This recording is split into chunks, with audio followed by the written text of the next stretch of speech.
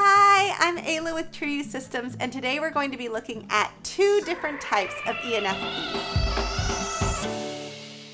People have been really liking my Myers-Briggs and Enneagram mashup videos, and so this is another one in that series, and if you haven't checked it out, go check it out.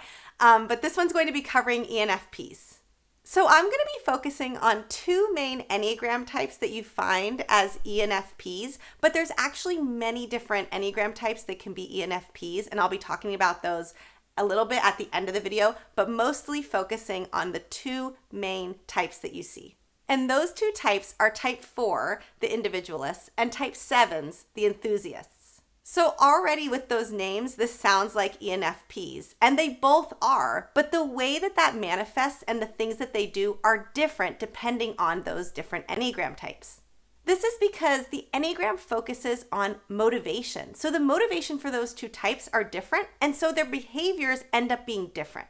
For 4s, the motivation is all about finding meaning and significance.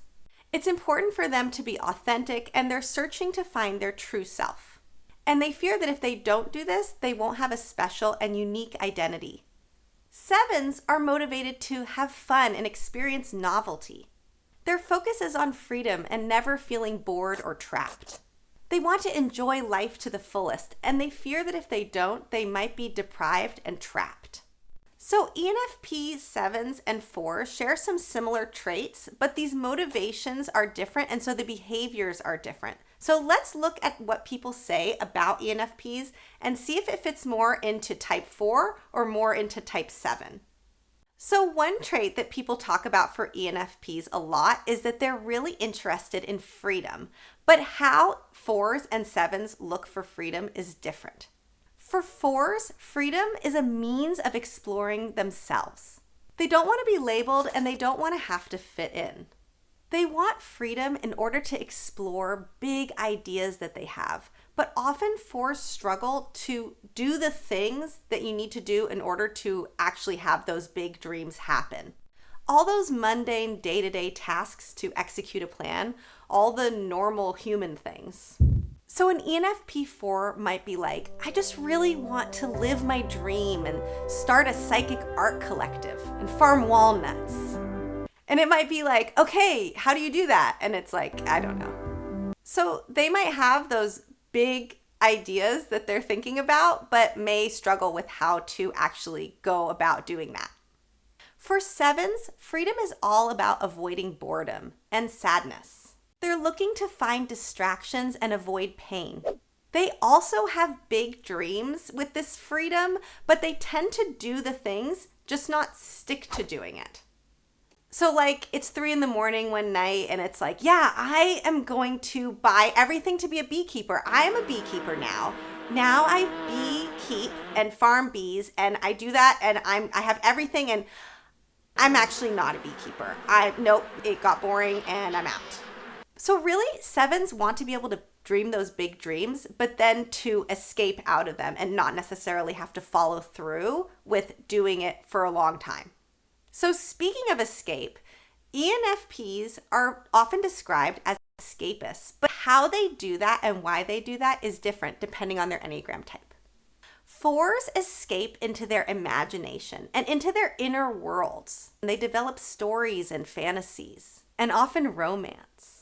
For 4s, life is like a poem. There's hidden meaning that you just need to explore into and find out about. It's like a movie that you're watching. There's certain scenes happening. So like in everyday life, there's these hidden moments with meaning.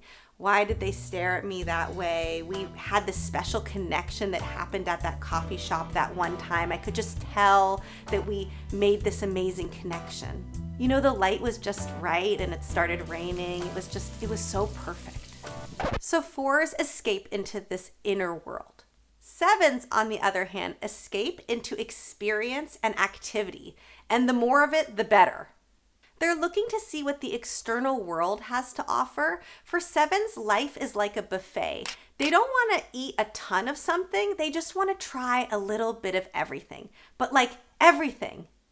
For sevens, it's like they're always running away from something or running towards something. It's like life is like a caper comedy car chase, and they're just like dodging these things, but it's like crazy, it's fun, and it's all to avoid boredom and sadness and running towards that next best thing. So sevens stay really busy with all this escaping that they're doing.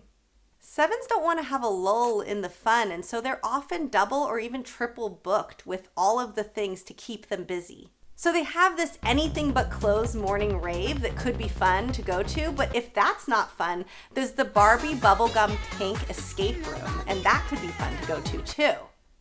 And if both of those things aren't good, there's also the pirate metal concert that we could check out. Or maybe there's a way we could fit in all three. So both an ENFP 4 and 7 might be at any one of those weird events, but what they're experiencing when they're there and why they're there is different. By the way, if you've been liking this video so far, let me know by hitting that like button. And if you've been finding this helpful but you have more questions, write them in the comments below. But if you have a lot more questions and want to go deeper, I do one-on-one coaching. So reach out to me and let me know if you're interested. I'd love to meet with you. So let's talk about what they're feeling and how they handle these emotions. ENFP 4s tend to lean into their feelings. They want to process and explore them more. They often feel overwhelmed by these strong emotions and find that they need to withdraw in order to really have that time to process them. They're not scared of sadness, and they embrace difficult emotions in themselves and also difficult emotions that others might be having. So you might hear a 4 say something like, "Oh, wow, that's so intense," when they're hearing something that's really been hard for somebody else. They're really able to process those hard feelings with someone else.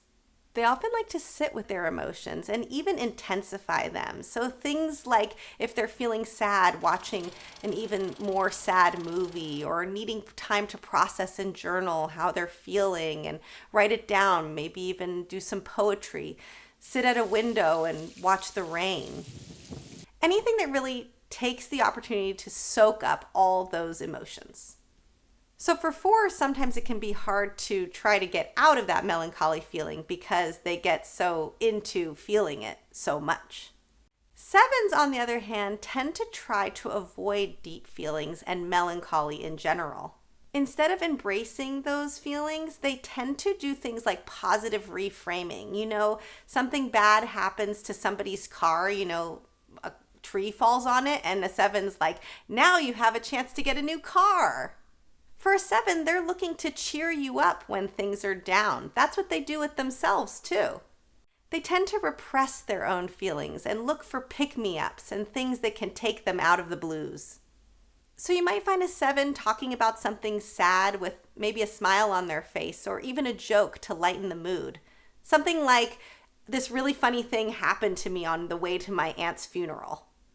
So 7s are often looking on the bright side of things, but often that can mean that it can be hard to have a serious conversation with them. So what are some of those feelings that 7s are trying to avoid?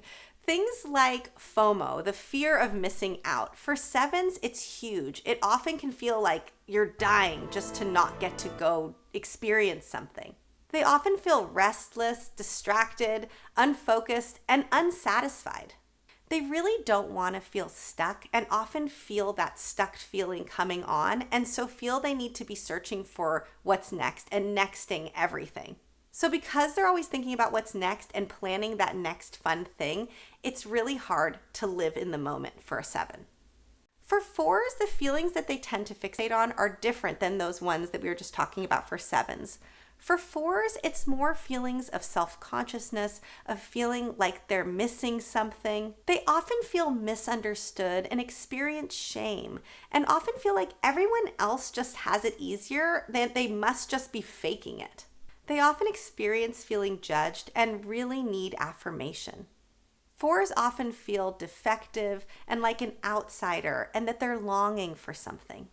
So ENFP 4s and ENFP 7s are experiencing different emotions, and they're handling those emotions differently.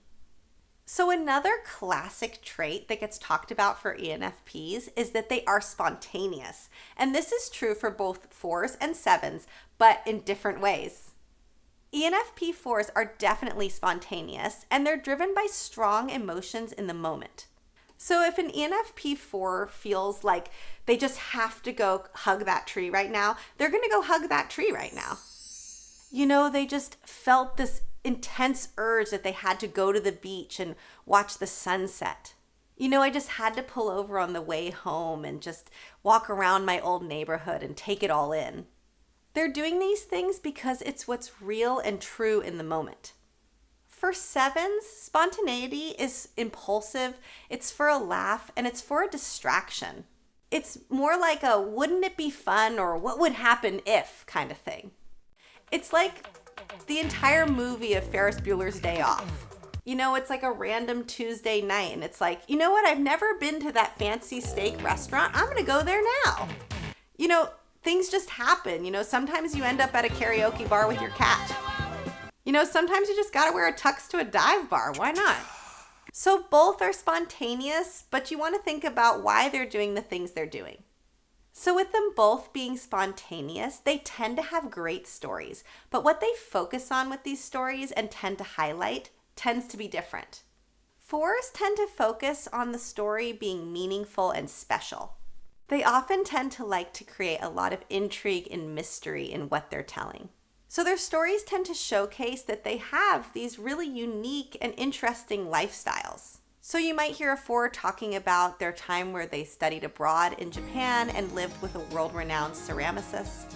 Or that summer they learned how vast the Milky Way was when they worked on that ranch in Wyoming. Either way, they tend to highlight a special experience. When 7s are telling a story, they tend to highlight how weird and wacky and funny something was. Their stories tend to show that they live a crazy life, but that they roll with the punches. So they might be telling you a story about how they almost died in a cult in Alaska, or was it that time they almost died in a cult in Brazil? Either way, it doesn't matter. They almost died and it was hilarious. And they're like, you gotta come next time when I travel. So both have interesting stories to tell, but from different perspectives. So you might have been hearing all of these examples and you're thinking to yourself, I relate to both 4s and 7s. And that might be the case. You might actually have both 7 and 4 in your tri-type. But in general, one type tends to be more dominant than the other. So are all ENFPs either 4s or 7s? No, not at all. In fact, there are many different Enneagram types that ENFPs can be. So what are other types that tend to be ENFPs?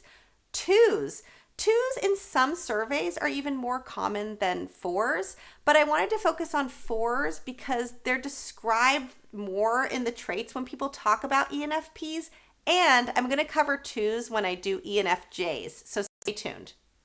You also see 3s showing up fairly often as ENFPs and 9s, and for that matter, most of the other Enneagram types except for 1s and 5s. And all these different ENFPs tend to manifest differently based on different motivations. So which ENFP are you? Let me know in the comments below. I have been having such amazing conversations with all of you. I appreciate it so much. So thank you for sharing and for adding to the conversation. And I can't wait to talk to you again soon. Thanks, everyone. Bye.